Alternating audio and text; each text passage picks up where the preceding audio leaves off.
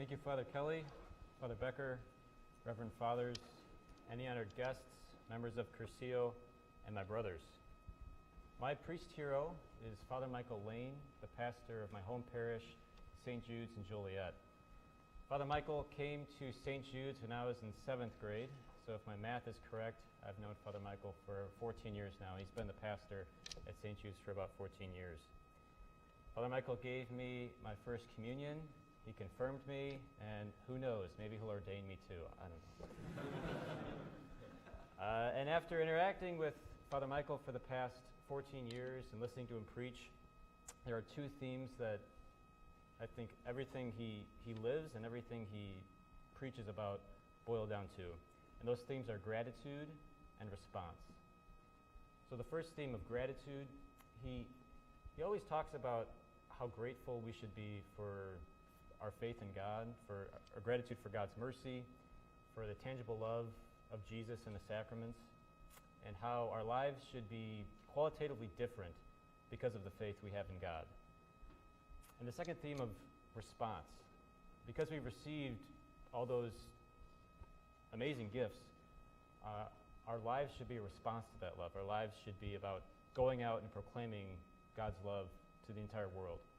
And I feel like these two messages have had a significant impact on me as I've come to my own in the faith and discerned a vocation to the priesthood.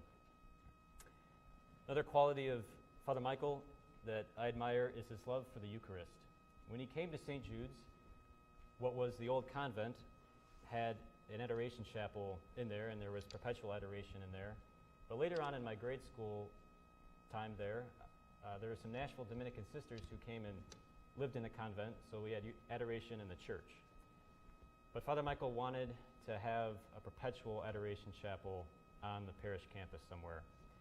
Later on in high school, I remember we were driving to a Steubenville youth conference, and I believe he was reading a book about saints that had devotion to St. Joseph. And I think shortly after that conference, he started a novena to St. Joseph with the intention of hopefully receiving what he needed to build the perpetual adoration chapel. And as he was praying that St. Joseph novena, he received substantial amounts of what was needed for the adoration chapel. And shortly after, the perpetual adoration chapel of St. Joseph was built.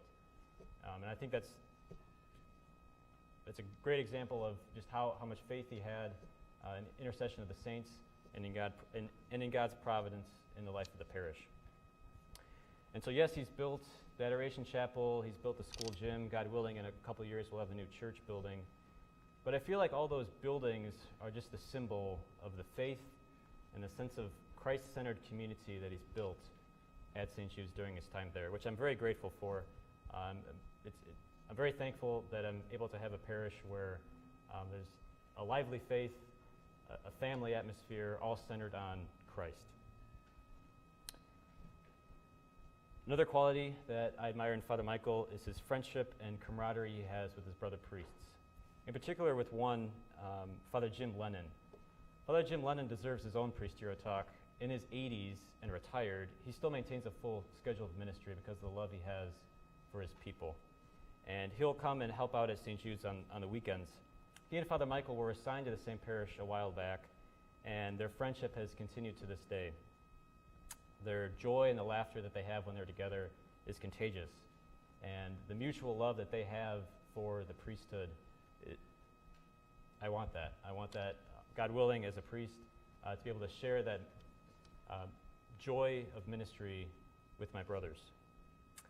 I don't think it's any coincidence that there are 4 of us Joliet seminarians that are proud to call St. Jude's home, their home parish, and many other seminarians that have been influenced by Father Michael's priestly ministry.